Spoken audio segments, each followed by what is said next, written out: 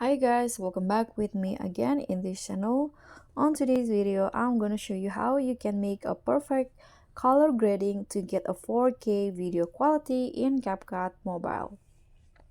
So here you need to first go to filter, click on the movies category, and then apply the blue-gray filter to your clips.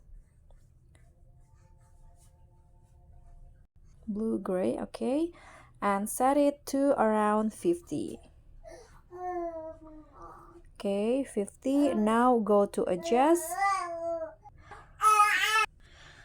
Click on contrast and increase it to 10. And saturation 7. The brilliance 10.